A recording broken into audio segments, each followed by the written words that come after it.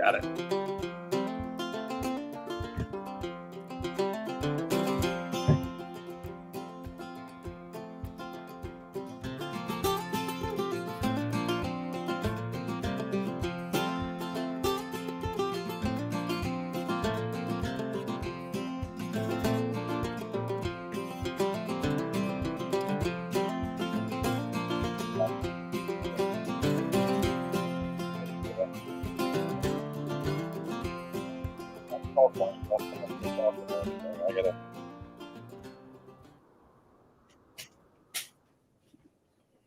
All right. Welcome, everybody. I'm so excited to be doing our very first episode of the Homestead Hangout. I wanted to do this so that we could bring different guests on.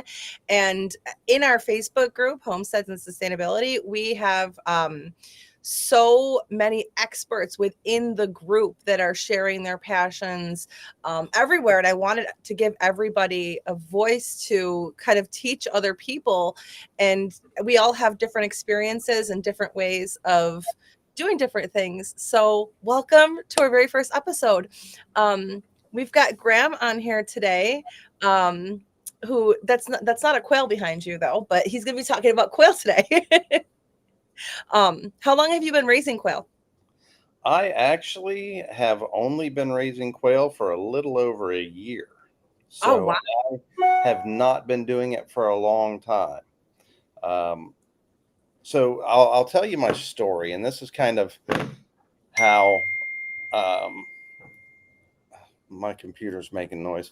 I'll tell you how kind of I got started in this. So a little over a year ago, my wife says we had chickens, we had goats, the whole homestead farmy thing. And my wife said, "Hey, your buddy Ben is getting out of quail. He's got a quail pen and some birds he wants to sell. Are you interested?" I said, what do you do with a quail? I had no idea. So I called Ben up and I'm like, "Hey man, what are you doing? Why are you getting out of it? What can I do?" Well, it turned out that he was getting a new job, and his wife was pregnant, and he just, he had poultry and quail and all of this sort of stuff, and he just didn't have the time for it. Well, my wife, about 6 months earlier, had been diagnosed with breast cancer. And I had stopped working at home, or excuse me, I had stopped working overtime and was spending a lot more time at home. And so we talked kind of the financial side, the homestead business side of quail. And he said, "Oh yeah, you could hatch out 100, birds a month." He said, "Adult birds, they sell for like $8 a piece." And I said, "Wait a minute. You mean I could sell $800 worth of quail every month?" He Per said, "Yeah, bird, per laying hen. yeah, yeah." Yeah. And he said, "Yeah, absolutely easy." He goes, you've got to, kind of get your rotation going. You've got to get your adult hens and hatch more and get adults and hatch more and get adults and hatch more. And he said, "But easily you could make $800 a month." Well, my thought process was, since I'm not able to work, I'm a paramedic, right? So we only get paid what we're worth once we start making overtime salary. So since I lost my overtime, I lost a substantial amount of income. I lost over, just in straight overtime, since my wife has been diagnosed with cancer, I've lost about $45,000. So I was looking for, like, I need a way to generate a little bit of extra money, and $800 a month sounded like a great way for me to do it. So at the same time, I started a local poultry swap. We didn't have anything in, real close by. We had one about a half hour away, and I went and visited there, and it was in a parking lot on asphalt. I don't know if you know anything about Oklahoma summers, but they're hot. And I thought, February, March, April, May, this is a great place to have a poultry swap. But June, July, August, September on the asphalt, this is going to be absolutely miserable. I'd like to find a better place to do it. So at the same time, I started a local poultry swap. We started off with 4 people there. It was cold, it was wet, it was miserable, but we've grown that into upwards of 50 vendors every single week. And every other week when we have our swap. And as the poultry swap began to progress, I started to realize, hey, I'm actually making a little bit of money. I'd make $40 this week and $60 the next, and then it was 80, and then 100, and then 120, then 150. And once I hit $150 on a Saturday, I told my wife, I said, we've kind of got proof of concept here. I can make money doing this. I just got to figure out how to do $150 every day instead of once a week. And I began kind of slow rolling the business. I'd planned on becoming, becoming a full-time farmer. But I planned on becoming a full-time farmer in a year or two. Well, fast forward to October of 2024. We find out that my wife's cancer is not only is it not gone away, it's it is mutated and it is metastasized. She now has stage 4 breast cancer in her brain. So what started off as invasive ductal cell carcinoma, right breast, easy to treat, easy to fix. It takes about a year and a half of treatment. I call it easy. It's still pretty awful. But now it's in her brain. It's triple negative, and there's no treatment.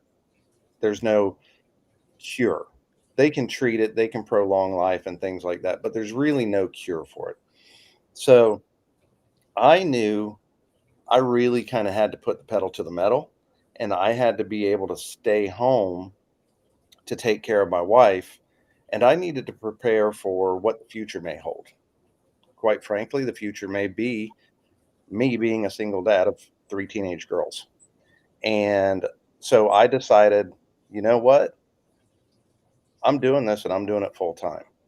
And we've been, very, very blessed. We've had a lot of people who have donated money to help support our family, and that's to help support the business in the sense that if I grow this business, I can reinvest over and over and over again into my family.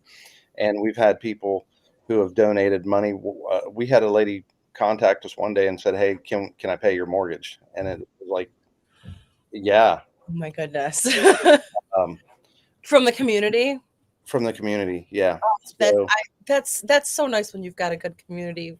it is, and when I say I lost 45,000, that's just straight overtime pay, right? That's not including the 300 miles one way, or excuse me, 300 miles every week that we have to travel. It's about 104 miles, I guess 200 miles For her every treatment. week that you have to travel per treatment. And then there's weeks where we've had to drive 104 miles there and 104 miles back 4 days in a week, 800 miles. So Well, we're I guess quail's a really good thing to get into that too, because they're not like a high maintenance. I mean, like you start getting into goats and you travel 104 miles away, you're getting a phone call from your neighbors that your goats are downtown, that's exactly right. So we've just incurred tons and tons of additional expenses because of the cancer, because of the treatments, because of the food, because of I've exhausted all of my personal time off. So when I have to miss work, now I don't get any, PTO or anything like that. But and I love the support. I love, people helping, support our family, taking care of me, taking care of my wife, taking care of our kids. But I don't really like handouts. Like that's not my style. As I've gotten older, I have learned that it's okay to ask for help, and we have. But I'd rather do it on my own. I'd rather work. Um, most days I'm up at 6:30 in the morning and I go to bed at midnight. And I work with my birds all day. I've grown my flock exponentially. I've got multiple brooders, multiple pens, grow out pens. I created a website. I've got all of this sort of stuff going on. Honestly, if I was growing a business, I've done a terrible job and I would never recommend doing what I did. But I've grown a business before. I have experience with livestock. I have experience with business. I have education in the business world and things like that. So there's a lot of things that I've been able to do very, very quickly that most people would have to take, a year or two to do. And I've been able to do it in just a couple of months. And it's not because I'm better, smarter, or cooler than anyone else. I've just done it before. So I kind of know what needs to be done. And you And had a pretty strong fuel there too, though. I mean, when you're motivated by something like that, you're it's really going to get you going. well, you hear these business people talking. What is your why? Hmm. What is your why? Why do you want to do this? Is it finances? Is it freedom? Is it this? Is it that or the other? When it's a matter of life and death, your why is a lot more clear and a lot more powerful than if you're just trying to, well, I'm tired of working at a bank. Well, I'm tired of being a nurse. Well, I'm tired of doing this. You know, you can do a home-based business, any type of home-based business anytime you want to. Um, and you can think that these are your why. Well, I want to spend more time with my kids. Okay. What you want to spend more time with your kids, that's a great why for most people. Or you want to spend more time with your family, that's a great why for most people. But when you have a limited amount of time left and you're aware of that, that why is much, much more powerful. And so for me, the whole idea was get home, take care of the wife, take care of the kids, generate an income that will sustain me, staying home as much as humanly possible, and will allow me to take care of my kids. God forbid my wife should pass away. And so that's why I did what I did. That's how I got to where I'm at. I'm also a bit of a nerd. I'm a nerd, not a bit. So I read, I study, I research, and I totally geek out on this sort of stuff. And I'm not talking Google searches. Like I go into the, peer-reviewed academic databases, and I've been reading um, research on the prevalence of salmonella on Japanese quail in Iran. That type of stuff. Wow. So So things that aren't even like relevant to us here, but are relevant to the concept of breeding. Okay. correct, Yeah. correct. So I've done I've done a whole lot of reading. I've done a whole lot of research.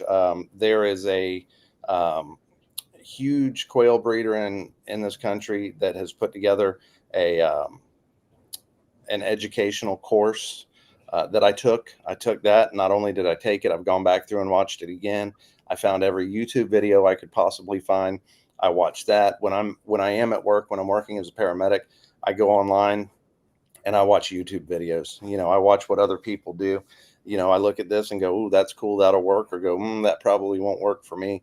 And I've kind of developed like my own style of doing things. I've learned a lot of things the hard way.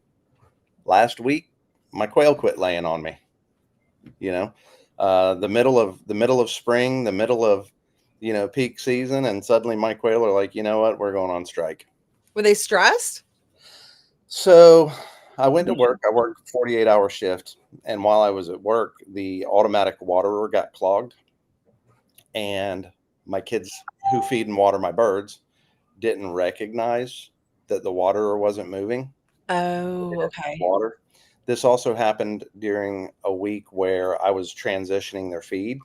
I was moving to a different type of feed.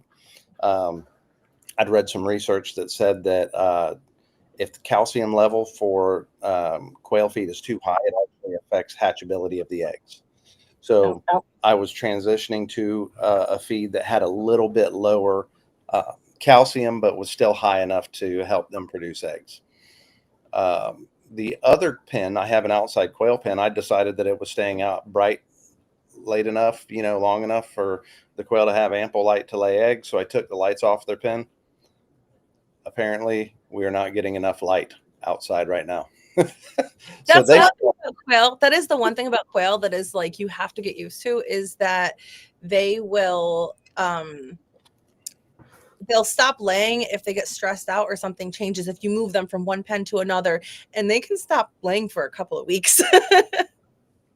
they do, they do. They're, the first week that I got quail, um, I'm very much into the homesteading and farming and bartering and stuff like that.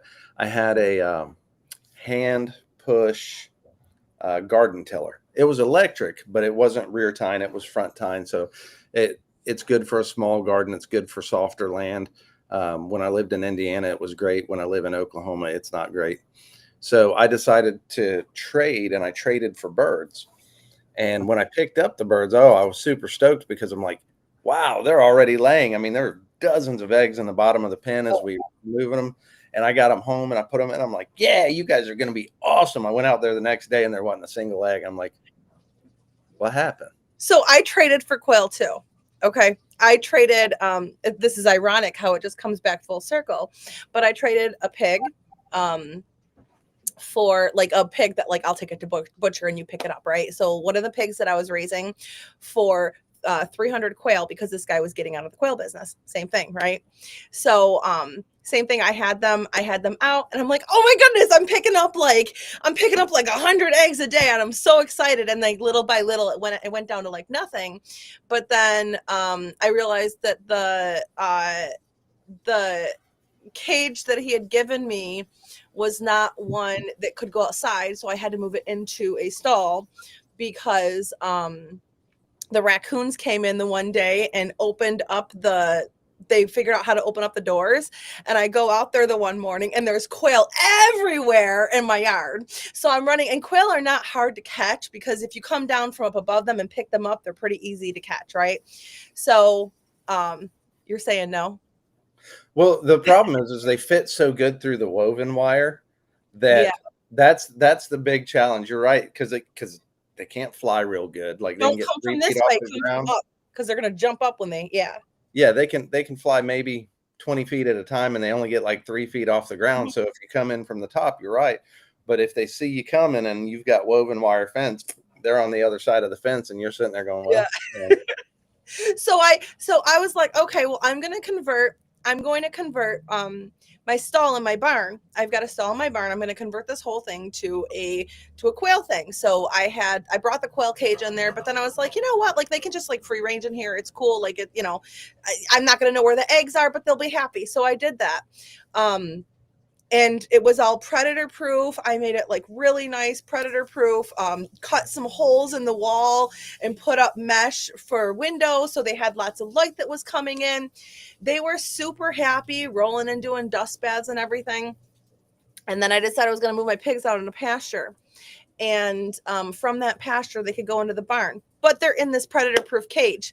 Pigs are destructive, and when they want something, they will rip apart things. They rip the door off.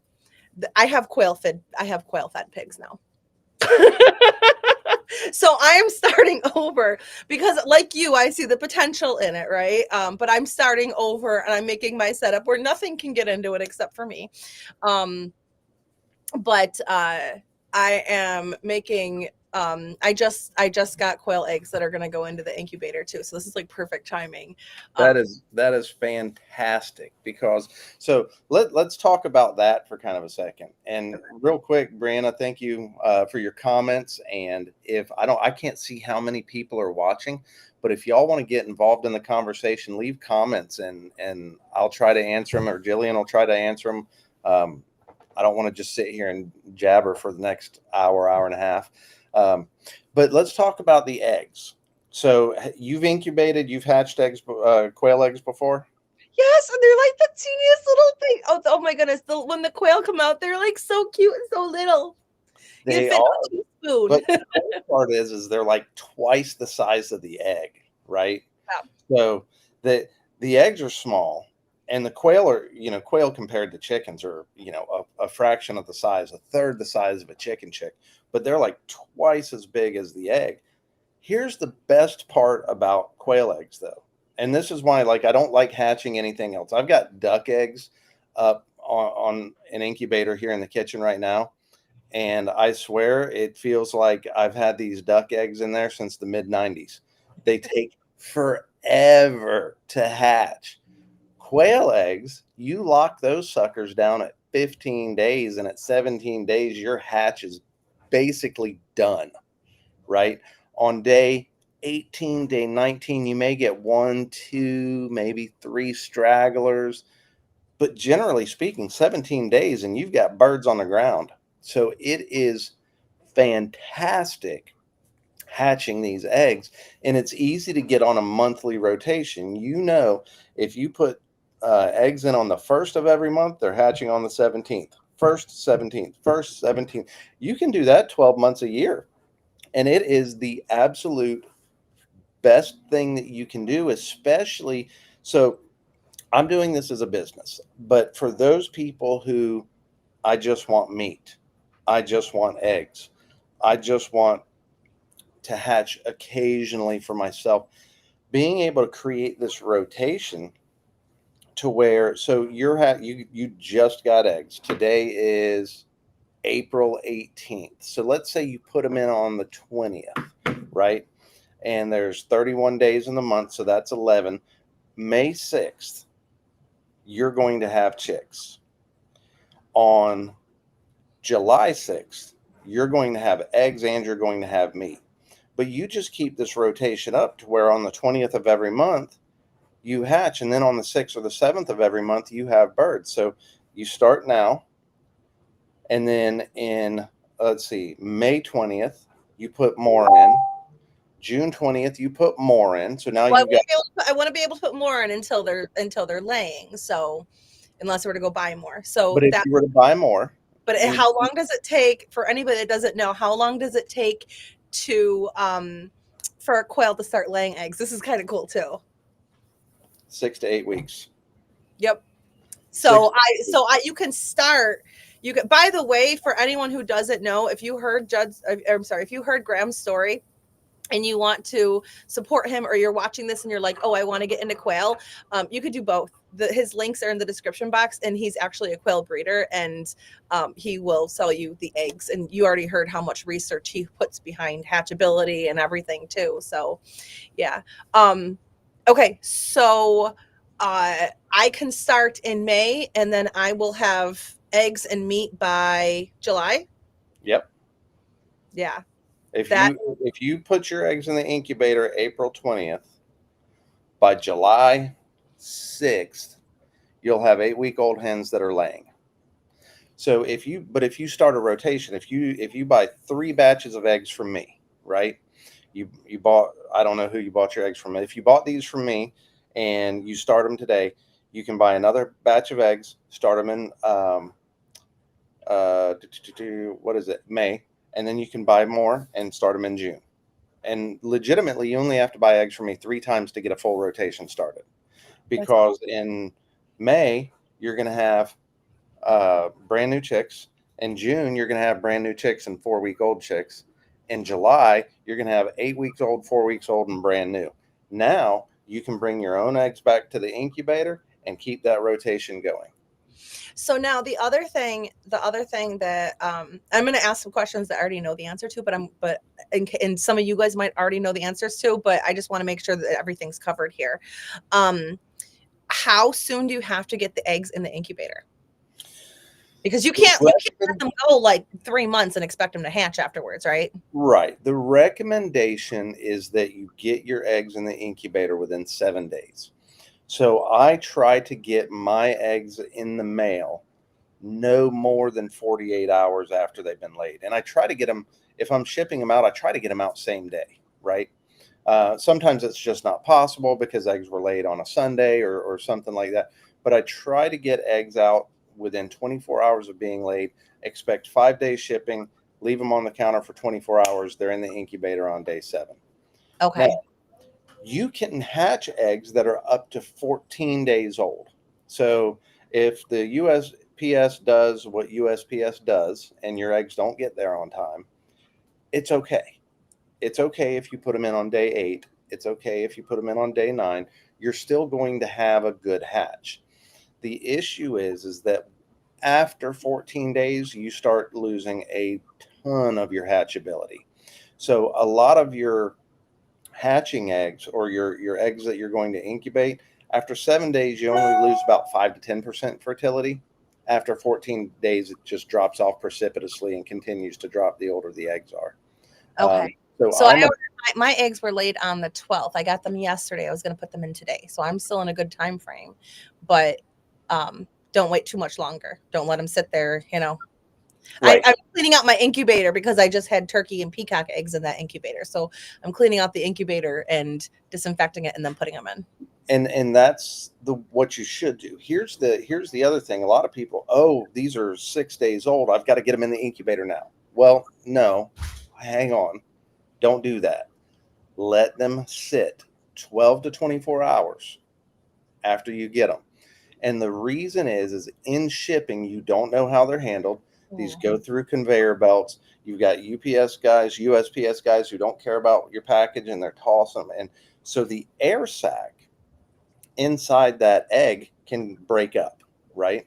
And you don't want the air sac to be broke up inside the egg because the chick needs that air to develop, right? Just like everything. They Okay. breathe oxygen, they've got to have it. If you let them set, that allows that air sac to reform, and it forms on the fat end of the egg. Okay.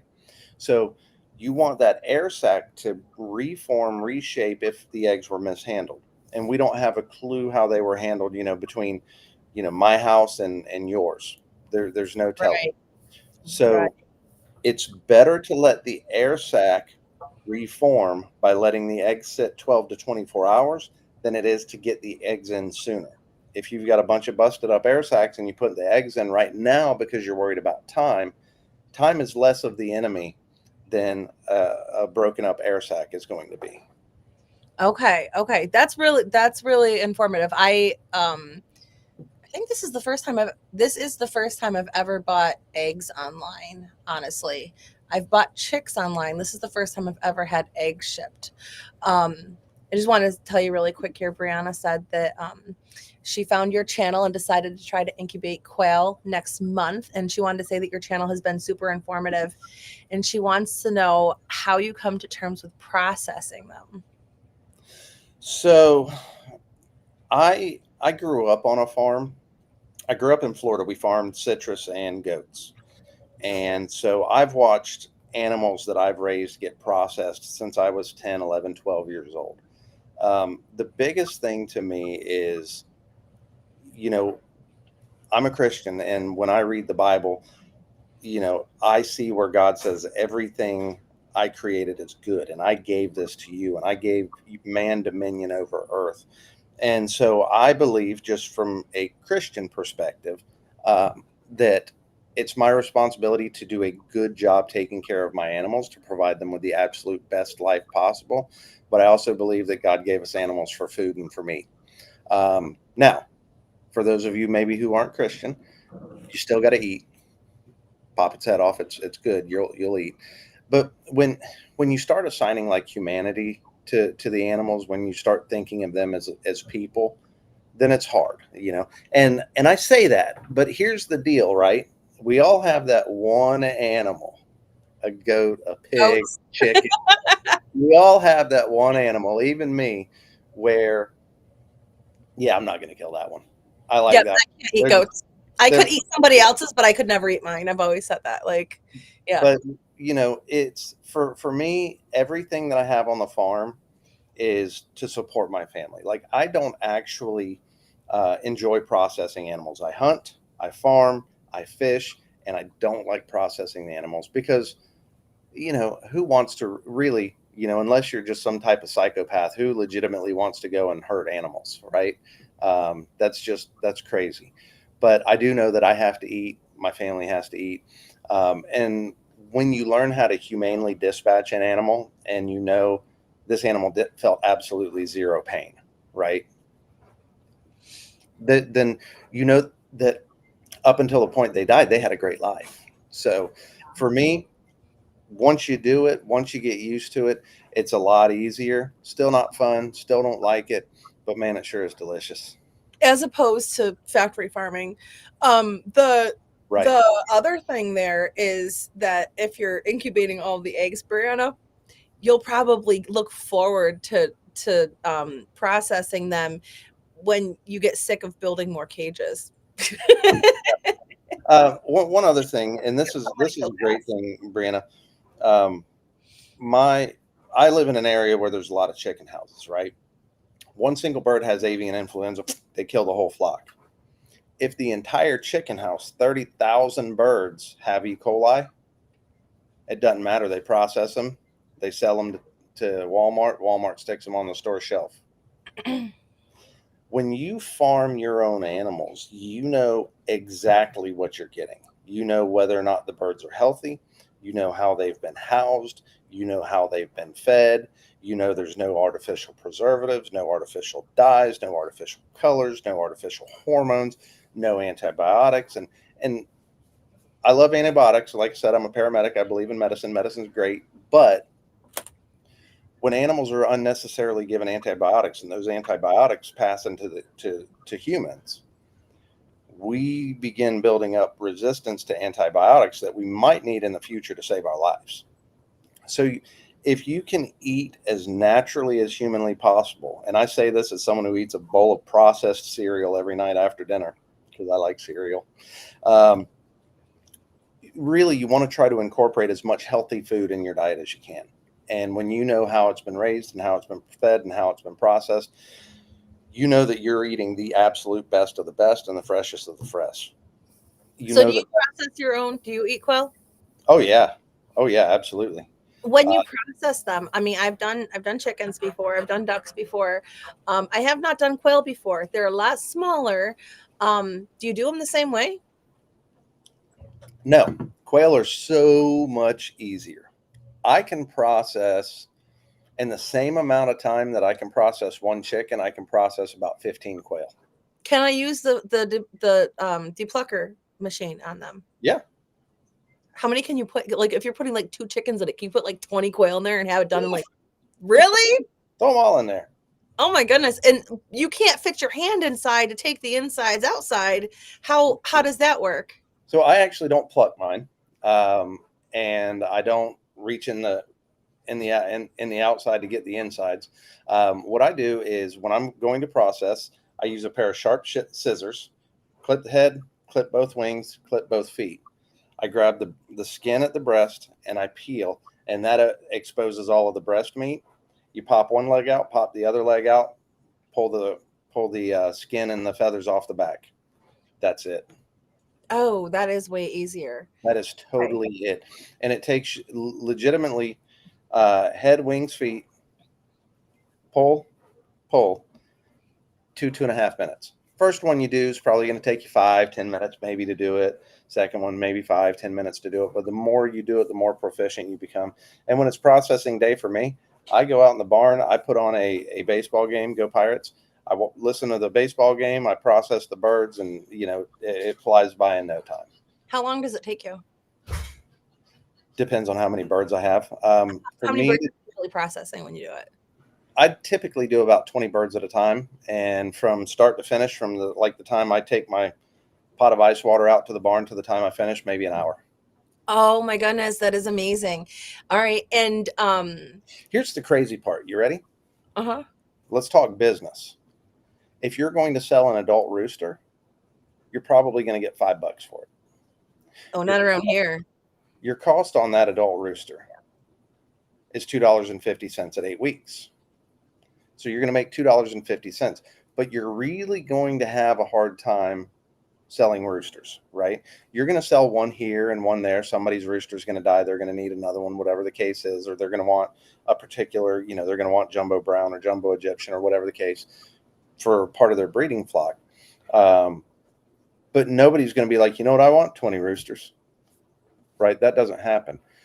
Do I So have, do I live in a weird area? Because anytime I take roosters to the auction, I only take them to the auction. I just took 2 last week and made $20 a pop. That's my auction. The roosters go for $20 unless they're little bantams or they're not full grown, but they go are for. you talking chickens or quail? I'm talking chickens. So rooster chickens, you can sell. Rooster quail can be a little bit more difficult. Oh, okay. So, Gotcha. but even, I mean, towards the end of the season, you're going to have people going, look, I've got all these roosters. Somebody come and get them, on Okay. Facebook. But the rooster quail, you'll sell them, but $5 a piece, you make $2.50. So I sell them processed for $6 a piece, right? Mm-hmm. So when you do, I'm going to have to open up my calculator because my head doesn't work that fast. But if I've got 20 roosters and I sell them for $6 a piece processed, I've made $20 an hour processing birds, right? That's pretty cool. My cost on those birds is $50. So if I sell the bird processed for $6. That's $120 minus my $50 cost. I've made $70 an hour. That's crazy. And then Unless you're making $70 an hour doing your job, which maybe you do, but most people don't, it's worth processing the birds. do people typically actually buying quail at $6 a bird is a lot less of an ask than, you know, buying a turkey at, you know, $80 a bird, or buying a chicken at 30, 20, whatever dollars a bird. So I mean, that sounds like it would be easier too. The bags, do you have to use special bags for them? Because they're so little. So I tried using the vacuum sealer Mm-hmm. to back them up, except I soak them in. Once I'm done, I soak them in an ice bath for an hour. Okay. I do salt water in an ice bath for an hour, and when you take them out of that, they're very wet. They're because they were in water, right? That's how water works. So when I put it in my vacuum sealer draws all of that moisture up to the top and then has trouble sealing. So I buy the best freezer bags I can find. I put them in a freezer bag. I let them sit for 3 days in the fridge. I let them rest for 72 hours. I pour out the rest of the water. Then I just seal the bag and throw it in there. I've tried vacuum sealing. Doesn't really work that great for me. I wonder if they make bags, like, you know how they have poultry bags, they have chicken bags, they have turkey bags, like when you're selling to the public. They have to be in New York State anyways, requires certain bags for when you're selling to the public. And I'm wondering if they make that same kind of poultry bag for quail, because you don't want a chicken bag, you don't want a turkey bag, you know. So Oklahoma is not New York. That much I can tell you. We do a whole lot different around here. We often beg for forgiveness as opposed to asking for permission. Technically, if what I was marketing was processed meat, right, then I would have to have special license, special certifications. I would have to have like a commercial kitchen. I would have to have all that sort of stuff. Because then you're selling a food product, right? Certainly if you were selling to restaurants, or you were selling to Walmart or something like that. Mine is all private party. So basically you come to me and you say, hey, can I buy 6 processed birds? Yes, you can. You know, but I don't offer shipping on them. I don't offer, you know, anything other than processed birds, and it's private party to private party. You know, since you can sell cars, boats, and firearms private party and still be within the confines of the law, you can sell a quail too. Oh, So, I found it. They do have quail grouse shrink bags. So they do have them. I found them online, because that's what you need is shrink bags. 96 pack of 5x9 quail, game hen, dove, crow, pigeon size shrink bags.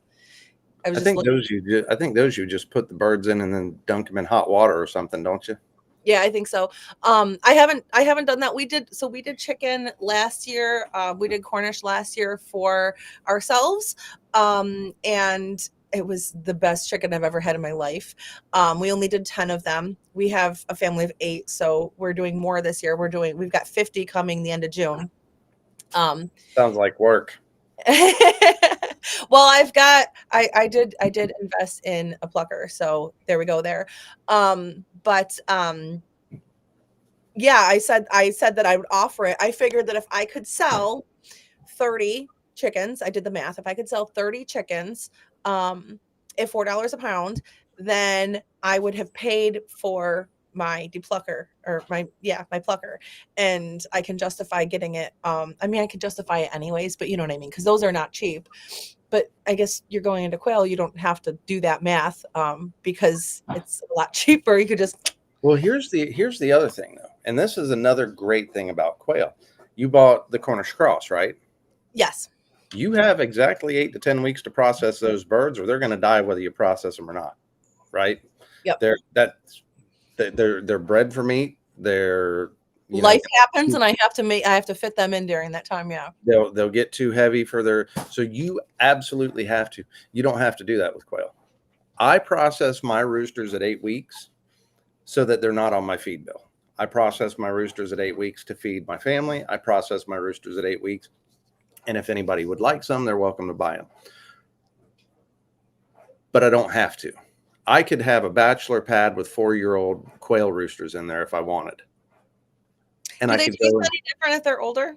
You know how like chicken rooster meat can like get tough. It gets tougher, Oh, but same thing you would do if you've got a 2-3-year-old rooster and suddenly he turns into a jerk and you're going to call him. good and salt. Yep. Soak it in salt, let it rest, and then slow cook it and turn it into a stew, you Okay. know. Same thing with quail, but you don't have to cull quail at a certain age or a certain time. You can pretty much cull whenever you want to. So what is your okay. How many quail do you have? Let's start there. How many quail do you have now? It fluctuates greatly, but at this time I have around 500, 420, 400 and something, and then I've got another 500 incubating. So I'll have somewhere between 650 and 700 quail within the next week. Okay, and then in a couple of weeks you'll probably be culling some and eating some. Like every week it's okay. So I see why it rotates and selling And then, some, whatnot. yeah, because so here's the thing, and so Melly says she is incubating some of my eggs now. Fantastic, thank you. Here's kind of the thing with the eggs, and this is what I try to tell most people. Incubating is so fun that it's easy to outhatch your infrastructure. You know what I'm talking about. So here's the thing: my incubator, my one of my brooders will hold 100 quail up to 3 weeks of age.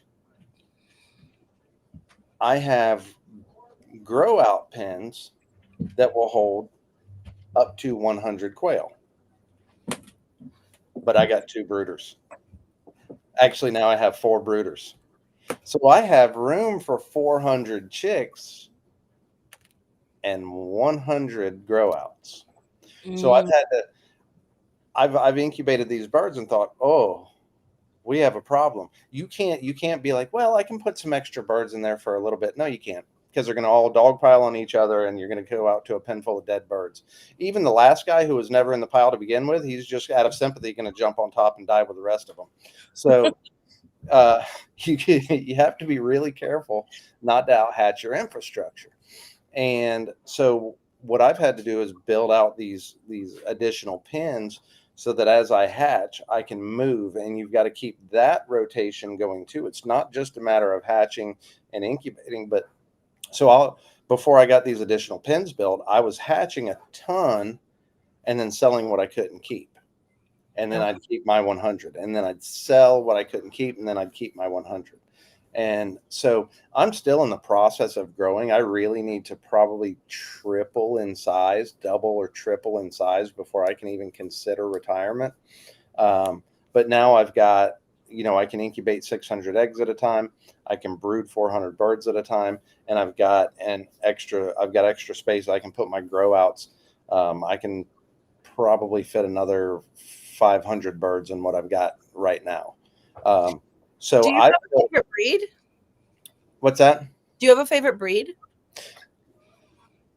That depends. It depends on what you want your birds for. So I live in a very rural area. Folks around here are meat and eggs. That's what they want. The jumbo browns or the jumbo Egyptians are the absolute best in terms of meat and eggs because they're feather sexable, so you can differentiate between male and female at 3 weeks. Let me see. Hand me that. Hang on. I want you to see this. You need to mention me. I'm very important to the business. Your kid? Come here. Hi. This is Maddie Lou. Her official job is chicken tender. Okay, I love that she's like slipping that, like, hey, Dad, don't forget about me. How old are you? 11. Oh, I have 2 11-year-olds. That's awesome. So do you like helping out? No. Oh, that's why. Okay, so this is your payment. You get to be on YouTube. You're a YouTube star now.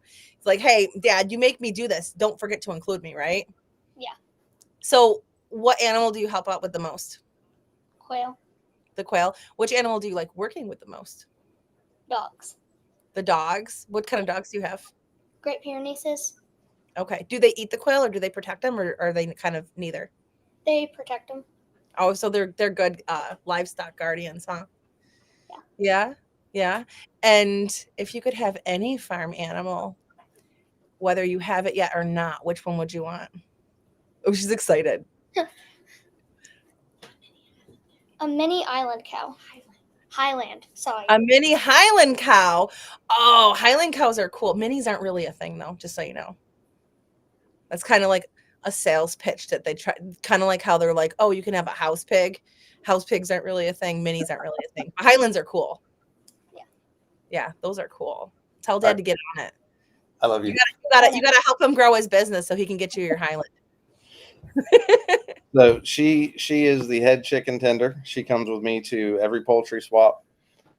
She does a pretty good job when she feels like it. So She a good salesperson? oh my gosh. I went to, so I have two 11-year-olds, mine and my boyfriend's, right? So I've got one, he's got one, they're both mine though. And we took them to a flea market and we were selling like the goat milk soaps and everything, goat milk fudge. These girls, they're so cute. Use your kids, use them and abuse. You know what I mean? Not that, but like use them because they have so much more sales pitch potential.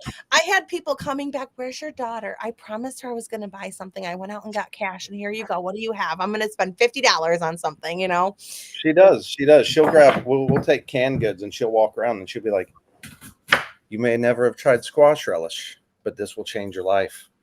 Oh my goodness! I love it. I love it. So she's a hoot. Where were we? What were we even talking about? She wanted to. We were talking about your favorite breeds. What Okay, breed so, you like? yes. So again, around here, meat and eggs are the thing. People want the biggest birds that produce the most eggs. So for us, it's going to be a jumbo brown or a jumbo Egyptian. The jumbo browns tend to get a little bit bigger than the jumbo Egyptians. So I would say that I average 12 and a half ounces on the jumbo browns and I average about 12 ounces on the jumbo Egyptians. The jumbo Egyptians lay more eggs their first year than the jumbo browns do. They lay a little bit less the second year than a jumbo brown does, but they're still pretty prolific layers year two. So the jumbo Egyptians they're a lighter color, more of a fawn, kind of a reddish color. So I really like the jumbo Egyptians personally. I like their color, but the jumbo browns do fantastic around here. So for meat and egg production, jumbo brown, jumbo Egyptian, and they're both feather sexable. Cool thing about jumbo Egyptians, you take a jumbo Egyptian, you put it over a jumbo brown hen, all the chicks are going to be feather sexable. You can create sex links. Any hen is going to be Egyptian, any rooster is going to be brown. So I like my jumbo Egyptians and I like my jumbo browns. Those are my favorites. However, in terms of like if I was going to get a pet, I would probably go with like a tuxedo or a black. Now the blacks, they're not like jet black like a crow. It's more of a really, really dark gray. But the blacks tend to, in my opinion, have the absolute best disposition. And the tuxedos, in my opinion, are kind of the prettiest. So Position, they're not like people friendly. They're still like scared, or are they? they're much more people friendly. Yeah. Really? Okay. That's my perspective. The blacks that I've had have been a lot more docile. So now I go out to my quail pen that, every time they see me 3 or 4 times a day, you go out to the blacks and they're just like, "Oh, hey, you got any more of that food?" So I like them a lot. Maddie says her favorite are the tuxedos. They're very pretty birds. None of them are super, super people friendly. They're just not. But the blacks to me seem to have the best disposition. What's Now, the point of a button quail? I don't know. Okay. I'd eat them too. They're like, I mean, they're tiny. They're like How you make nuggets. I don't know. They're neat. They're cool little birds. Like really, the crazy thing about these birds is, like you said, they're this big. They are like they can run 100 miles an hour, man. One of those jokers gets out. Good luck catching them. They are fast. So I don't mess with the button quail too much. Really, I think they're more just for pets. You know, they're cute. They're fun. They're really neat to watch. But I don't keep anything on the barn that doesn't have a practical purpose, and I can't find a practical use for button quail. yes. I may, if demand is there, I may at some point in time incorporate button quail into a breeding program. But right now, I don't see the practical purpose behind it. I mean, the majority of people that would be buying quail eggs for you would be homesteaders who want to have a practical use for them. So I can't imagine. Well, so I think Coturnix, right? But like one of the most popular breeds that I see talked about are the Celadons. They're just blue eggs, right? Like that's the only reason that there's nothing special about them really, except for. So a minute ago, I was talking about the Egyptian having the Roux gene. Celadon is it's just that. It's another recessive gene trait. So it's less common. And the reason that, like, if you wanted to buy Celadon eggs, you're going to have to pay up for those is because it's rare and it takes a lot of time to kind of establish and create that breeding line. But they're just pretty eggs.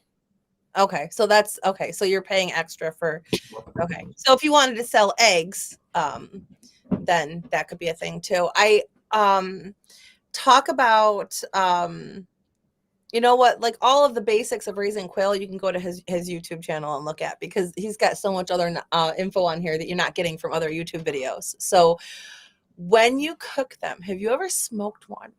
I have.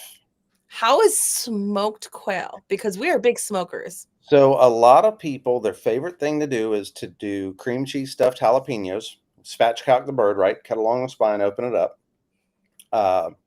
Put the cream cheese jalapeno inside the bird, tie it shut with bacon. Just wrap that sucker with bacon, throw it on the smoker about 30 minutes at 300 degrees, and you're going to have perfectly cooked birds. So the deal with quail is you can cook quail the same exact way that you cook chicken. So if you do chicken and rice, you can do quail and rice. You do chicken and dumplings, you can do quail and dumplings. You do chicken noodle stew, you can do quail noodle stew. Like, it's all basically the same. The quail, though, because they're so much smaller, they cook a whole lot faster. Because they're so much leaner, they tend to dry out quicker. So another great way to smoke them is to smoke them in the brine, right? So if you're going, let's say you wanted to do like a teriyaki, rather than letting them marinate and then putting them on the grill, I would let them marinate for, at least an hour, but I would probably go overnight, let them marinate in that teriyaki. And then when you put them on the smoker, put them in the pan with the teriyaki and let them smoke inside the pan. Oh, okay. That's going to help you keep the moisture in. What does quail taste like for someone who hasn't had it before? I like to tell everybody it's a cross between bald eagle and manatee. Okay, something we can all relate to. No, it's actually, to me, it's like a not greasy chicken thigh. So Okay. now I've heard people say, well, I don't like chicken thighs. Well, most people that don't like chicken thighs, it's probably more the grease than anything, because chicken tastes like chicken, but really it's probably more a cross between like squirrel and chicken. So it's got more of a squirrel texture, because chicken can become really stringy when you cook it, especially if you're doing like Mexican style cooking. Chicken can become real stringy and things like that. So I would say it has more of like a squirrel texture, but definitely more of a chicken taste because it's poultry. So it's a little bit tougher than chicken with the chicken thigh appearance and taste. But when you cook it like in the brine, or when you slow cook it in a crock pot or something like that, you're definitely going to go, hey, more chicken than squirrel. Okay. Have you experimented a lot with recipes, or? I haven't, because I'm lazy. I Okay. like the crock pot.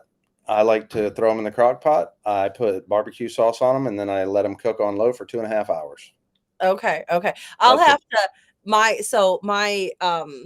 my boyfriend is a truck driver. So that means that he's eating not so great the whole week. So by the time the weekend comes, he is in the kitchen. He's parked in front of the stove, parked in front of the smoker. He is in the kitchen, throwing back a beer and just cooking. And like I swear, I told him, I said, like, I think 90% of our conversations are you talking about what you want to eat, like making up recipes in your head and everything. So I'll have to try this out here. Get these hatched. I don't have pigs. Won't have pigs eating my quail this time, and get to have him play with it. I grew up in Florida. In Florida, there's a lot of folks with Cuban backgrounds. My uncle is Cuban, and so my aunt has learned to do a lot of the Cuban cooking, and they use something called mojo, mojo, and that's one of their favorite seasonings, marinades, sauces, whatever you want to call it. And so one of the things that my wife and I have been talking about doing is doing mojo quail, and then black beans and yellow rice, and then putting the mojo sauce on top of that. So, and that would be, if you do, black beans and rice, or chicken and rice. I mean, this is a super, super simple thing to do, but I like throwing the crock pot recipe out there. And the reason I like throwing any crock pot recipe out there is because Misty and I have 6 kids together. And so there's 8 people to feed, right? You're in the same situation as me. Okay. So Yeah. sitting there and trying to cook a full meal for 8 people every night is really hard.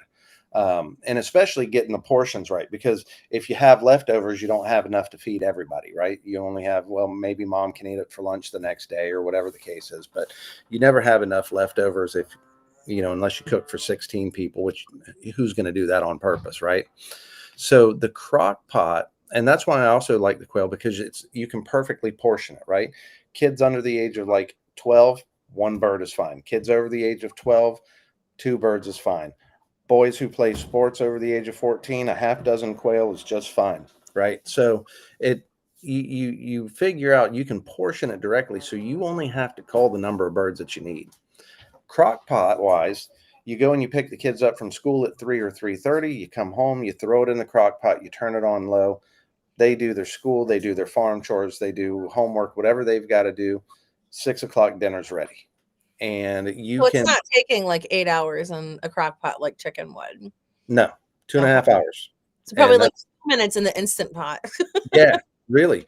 And the thing is you can do quail the way you would do anything else. So again, you can go with, like me, just barbecue sauce, or you can do chicken and rice, or you could do it like a chicken noodle soup, or you could do it like you would do a roast, right?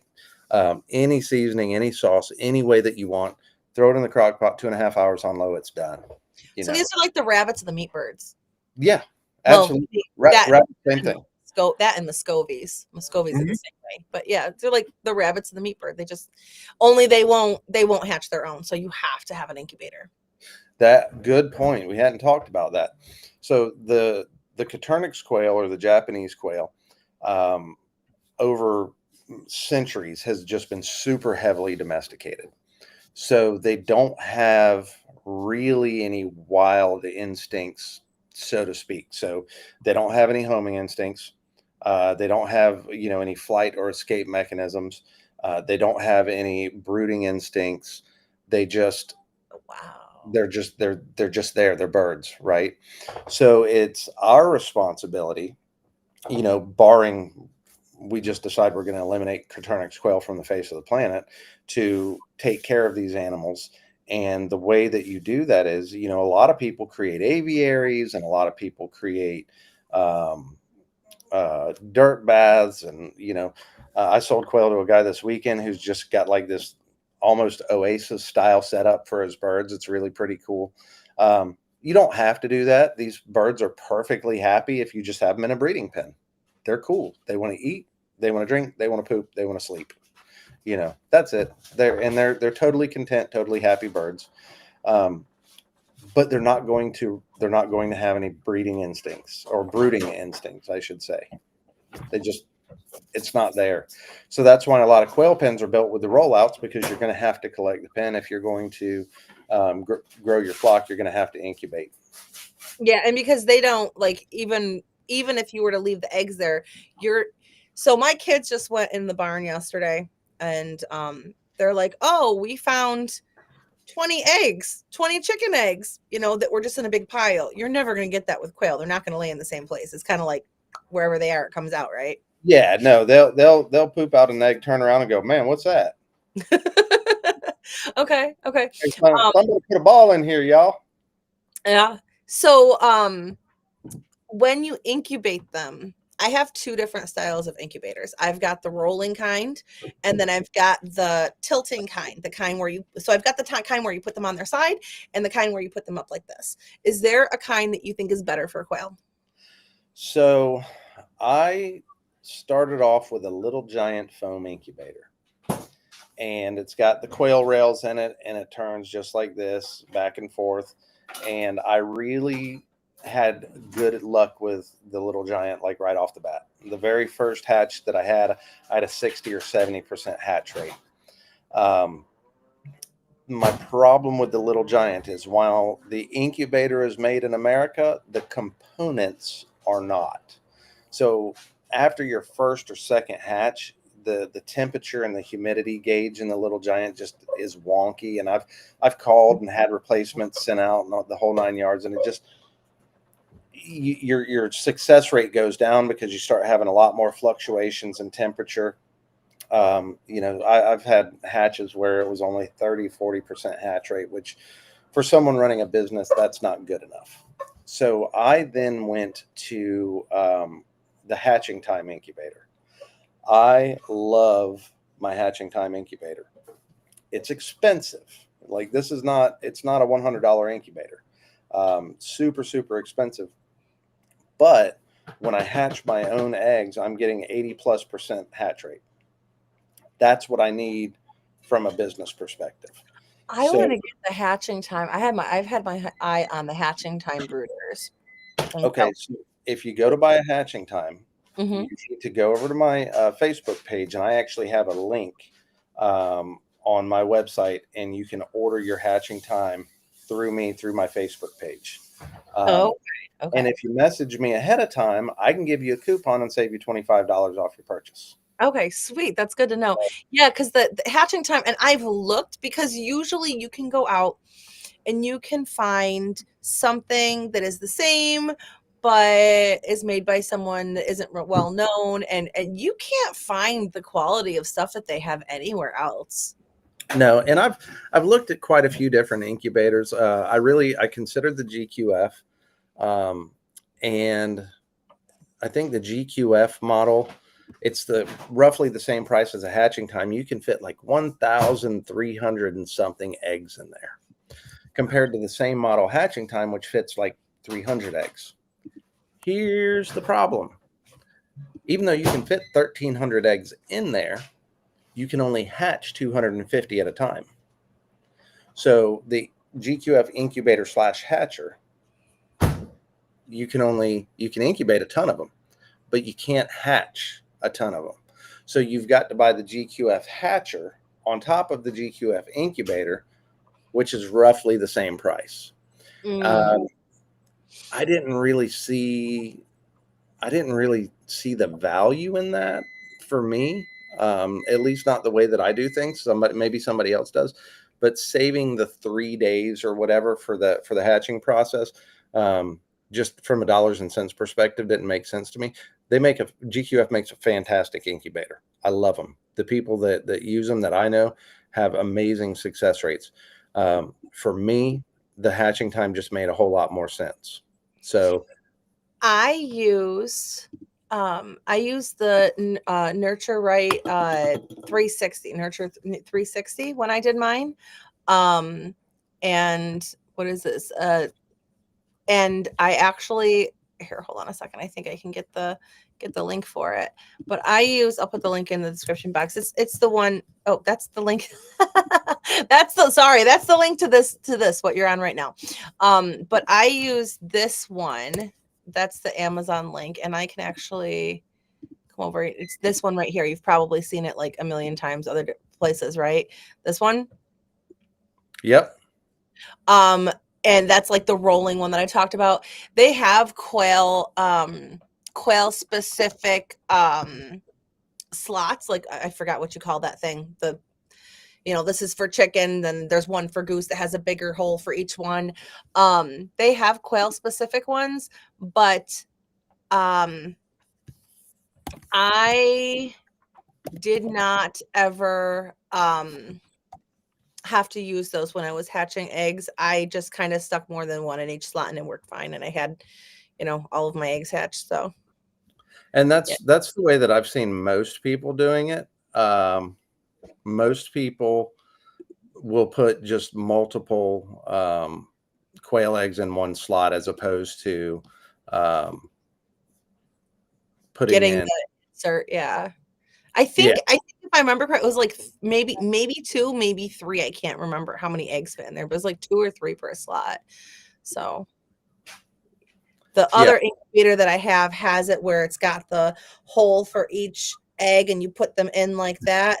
And I wouldn't be able to do that with a quail egg because they'd fall through. Right. Yeah. What I'm going to do. Oh, we got another quail guy that's watching here. Quail guy or gal here. Quail's pageant. Yeah. Well, howdy. I'm going to put this in the chat. It's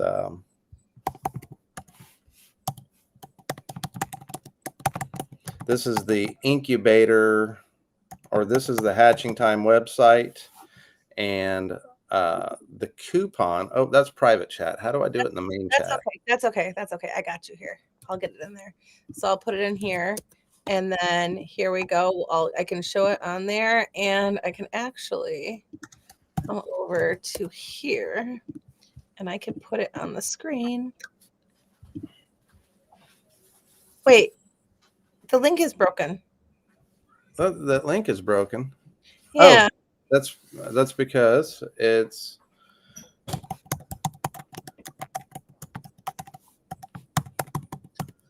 Judd's Quail, not Judd. Oh, okay. Here we go. Judd's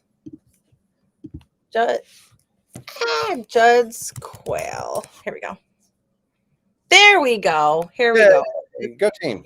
Okay, so this is his affiliate link, and yeah, these are what I was looking at, like right here, and they have them for chickens and geese and everything too, and they look so cool. Look at this, your quail cage. They're so nice. That incubator right there, the CT120, that fits 312 eggs. And you have minor fluctuations in temperature with that, but nothing like you do with the inexpensive incubators. And so this is definitely more commercial application, totally more commercial application, or large homestead application. They sell a smaller one. I think it's $4.99 or $5.99. That's a cabinet style incubator that I really like as well. It holds less eggs. There it is. The CT60. Oh, but for that price, you might as well get the other one because it's Yep. For that price. Yeah. I mean, you're paying $800, paying $900. It wasn't that expensive when I looked at it, because I actually considered buying that one to begin with, but it wasn't that expensive. That's gone up in price. But I'll tell you, those little cabinet incubators like that is totally, in my opinion, the way to go. Now, if you're a hobbyist, if you're just want to do this for fun, if it's a real small homestead, if it's small application, the Nurture Right, a Brenzia, a Little Giant, Farm Innovations, whatever the case is, that's what I would go with. Yeah. Those are really nice though. I was going to say they look easy to clean too. Unlike, like with the 360, you have to take it out. You have to get it. It's got like a spiral in there where the water goes, and you have to get in there with like a Q-tip and a toothbrush. And I just saw a post yesterday, like, how do you clean this out? Yeah, you get all of the fluff, all of the down kind of like collects in it. And this looks like it'd be really easy to clean because you can just take the trays out, spray them down, wipe off the walls. Really, it's really the inside that gets bad. Like even the hatching baskets are not difficult to clean. They're I take those to the kitchen and just hit them with like the little scrubber from the kitchen sink, and Yeah. let them off, and they're done. One thing about when let's see, if the hatching baskets there on the left. Yep. When you go to set your eggs to hatch, you want to put that rubber foam liner, shelf liner stuff in the bottom. It's like $1.50 a roll at the Dollar General.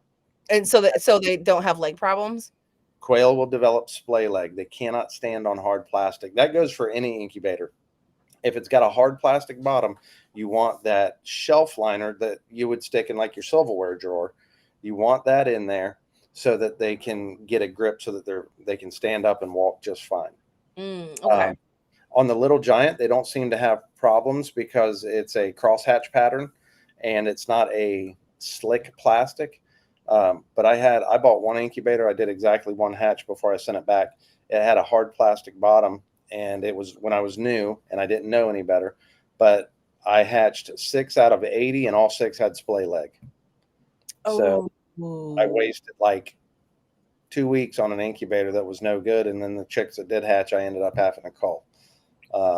So yeah, I would be really careful. There's a lot of incubators out there. Like if you go on Amazon, there's a lot of incubators out there that are really, really cheap. And unless you have reviews from other people, don't trust Amazon reviews because they pay people to say things. And a lot of times, like the one that I got, it didn't even have Fahrenheit on there. It was all centigrade, which whatever, I can do the math and figure it out. But you want to be able to just go over and glance and make sure everything's good. I want to be able to go over and glance. Yeah. Like 99.5, I can tell. But if it says something else, I've got to do the math in my head and know how far off that is. Yeah. Right. If you're seeing 36.5 or 37, it's a little bit different. Yeah. Yeah. Yeah. Well, that's awesome. So somebody's watching this and they're like, you know what? I think I want to get into quail. I've got my incubator. I've got a grow out pen. I've got my brooder. Like I'm ready to get into this. What would you recommend somebody who is starting first time? What would you recommend for them to put in their cart? I would recommend either a jumbo brown or a jumbo Egyptian. Okay. There's a couple of reasons. Number one, they're the most common. So so I price my eggs basically all the same, right? Doesn't matter what color you get. You get a jumbo brown, a jumbo white, a jumbo mix, what I call my party box, which is just kind of random colors. I price all of my eggs the same. A lot of folks price theirs differently. So something like a jumbo white that may be considered a more rare color, you may pay more money for. So from just a cost and economical perspective, your jumbo browns, your jumbo Egyptians are largely going to be the less expensive. The other reason is they are feather sexable at 3 weeks.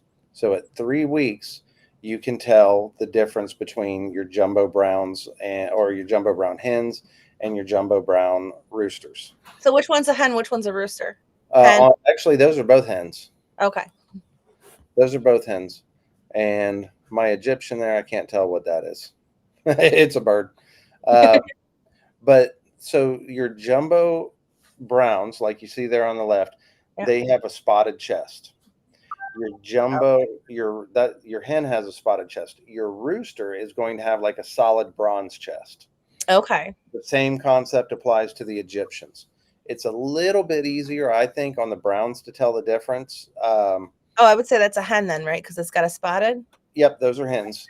Okay. So I would say that the jumbo browns, it's a little easier to tell male from female just because they have the black spots in contrast to the Egyptians, which will have like the bronze colored spots. Mm-hmm. So, but the jumbo brown or the jumbo Egyptian is totally what I would go with. Okay. And then You like my fancy AI image there for the jumbo mix? I love it. I love That your. is the extent of my technological photo editing knowledge. Listen, you managed to get on this, so you're good. You're I good. did that. I did that at midnight from my cell phone. Love it. So what if somebody's like, hey, like I want to get into this, how many quail should I get? What would you tell them? It depends on what you want to do, right? If you just kind of want to dip your toes in the water, you want to see if you like the birds, you don't really have a long-term plan, I think an 18 pack is the most cost efficient way. And I'll talk about cost here in a minute, but it's $36 for the 18 pack of the jumbo brown, jumbo Egyptian, jumbo mix, whatever. I think that's probably the most cost efficient. If you're wanting to start like a breeding program or something like that, absolutely go with, the, let's see, I think it's 18, 36, 54, 72, and then 108. I would start with a 54 pack because my 54 pack is only $6. But the more you buy, the cheaper it gets. So like a box of 72 is only $70, and then a box of 108 is only $100. Here's why. The shipping. My shipping costs are almost the same regardless of how many eggs you buy, right? So priority, I base my pricing off priority flat rate because that doesn't change. Priority flat rate shipping is $19.30. Okay. Now, I use Pirate Ship and I use my Squarespace account and all these different things to try and get my shipping costs down. But I base my product price off of the priority flat rate shipping because I know that the priority flat rate shipping is always going to be there, right? There's not going to be any variations. So no matter what box of eggs you get, you're paying basically $20 in shipping. So you're not paying $2 an egg when you get an 18 pack for $36. You're paying like $18 in shipping, right? So Right. the more you buy, the better off you're going to be. But from a cost effective standpoint, if you're just wanting to try it out, buy the 18 pack for $36, buy the 36 pack for $45. If you're wanting to really turn this into something, start with 54, 72, 108, something like that. Well, even if you went and you got a bigger one, so like, okay, I can get an 18 pack or I can get like a 72 pack, right? So even if you got the 72 pack and then you're like, well, I actually don't want to do them, unless your pigs eat them, you're not really losing anything because you can eat them, Right. Or you can have quail fed hog. Right. And some people, if you're really looking into getting into this and you're like, hey, I'd like to see what it's like to pickle eggs, or I'd like to know what these scrambled eggs taste like, you can certainly do that. Yeah, I actually have I have a friend whose daughter loves quail eggs, and she was buying quail eggs from me. I have a roadside stand. I could sell the quail eggs at the roadside stand too. So if I'm like, okay, I don't want to hatch these out right now, I want to put some on my roadside stand. They sell for the same price as a dozen chicken eggs do. Right. Yep. And the great thing about quail eggs, and I'm not going to get too far off on the health aspects of it, but a lot of people who are allergic to chicken eggs can eat the quail eggs. So the amino acid in the chicken egg that actually causes most of the allergic reactions is present. That amino acid is present in a quail egg. However, the concentration of that particular amino acid is far less than it is in the chicken egg. So it's very, very, very uncommon to have allergies to quail eggs. Now, if you've got like total complete anaphylaxis to chicken eggs, like I wouldn't recommend just throwing a quail egg in and seeing what happens, right? Because that could be bad. Like you could be stabbing yourself with an EpiPen here in no time. What I would recommend though is talking to your doctor, because you can use quail eggs in any of your cooking recipes if you're making cakes or cookies or whatever. Hard-boiled quail eggs are so good too, and they're like little perfect snacks. Fantastic. You pickle them, and you have these perfect little pickled eggs. About the size of an olive. It's a great. Yes. But so I would definitely look into that and see if, your doctor says, hey, you know what, that is a really good substitute for you. If you just have real mild allergic symptoms, it kind of makes eating eggs uncomfortable. But if it's a nice piece of chocolate cake, we'll take the chance. You may want to try and substitute quail eggs. But I want to go back real quick to the cost, right? When my wife and I decided we wanted to start homesteading, right? We were going to live off the land, and we were going to grow our own vegetables, and we were going to raise our own animals. And, we were all gung ho. The first thing I learned is that it's really expensive to live cheaply, right? And that's what a lot of people, I watch these homesteading shows and farm shows and things like that on TV. And I watch these people are like, we bought 10 acres of land, quit our jobs. I'm like, oh, you have made a mistake. Or, Because, you had money before you did it. or yeah, a whole lot. What's that British guy? He was like a race car, a race. Was he like a race narrator or something? And he started a TV show where he bought land and made all the mistakes. Oh my goodness, what was that called? You don't know what I'm talking about. Hold on a second. I have not seen it. No. Let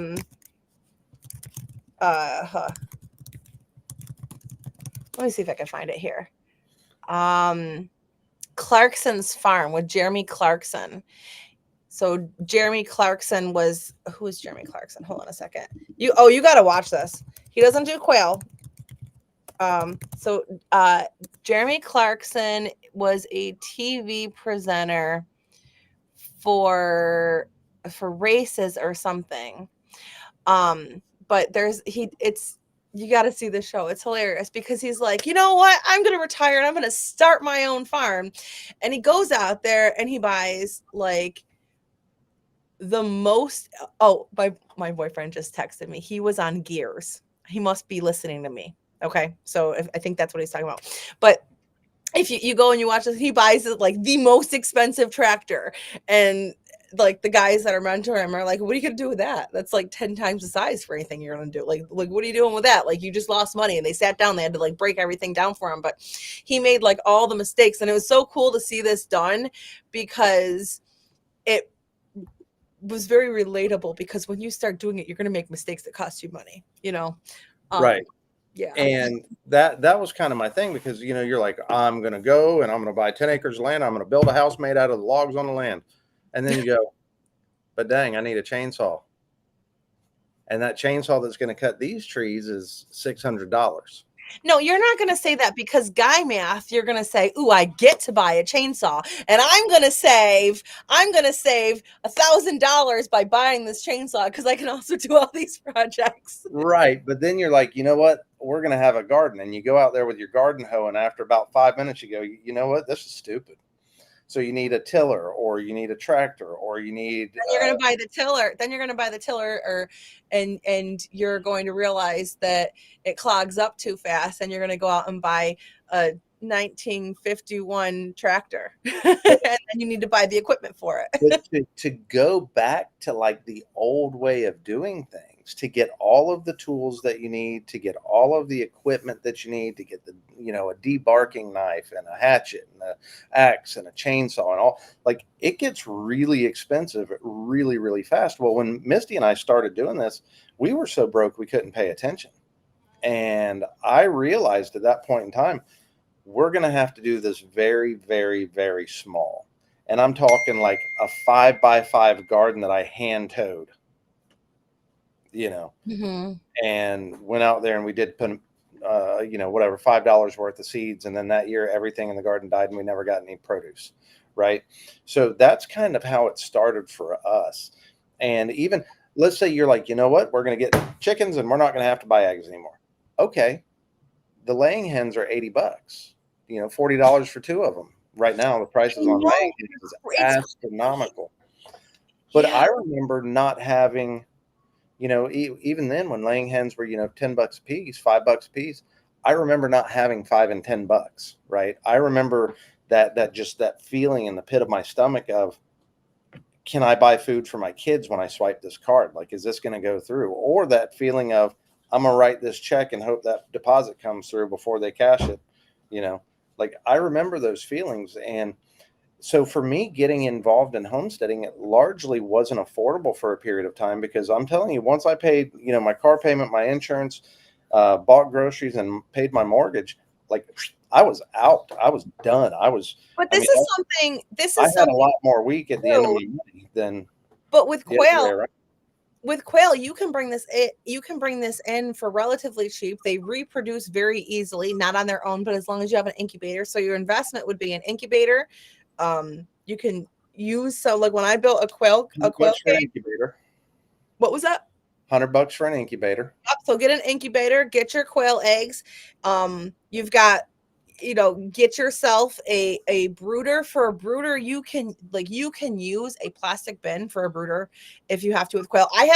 So the bin that I just made is, I have a plastic bin. And it's one of those that like fit under a bed, like those long ones. Yep. And I literally, because brooders can be expensive or they can be a pain, right? What I did is I used the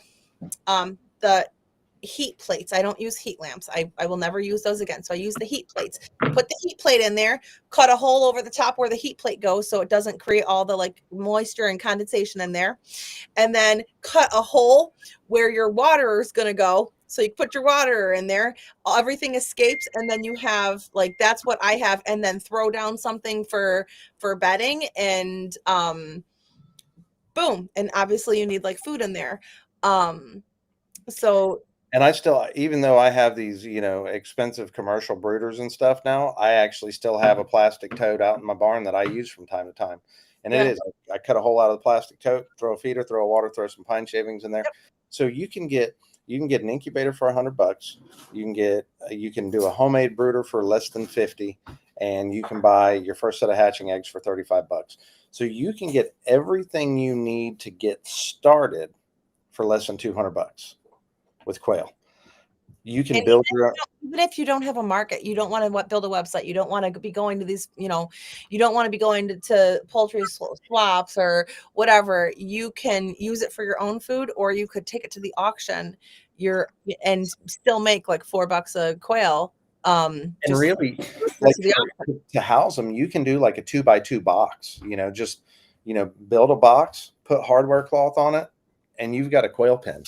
So you've got to be able to keep predators out. So you want to keep it somewhere safe.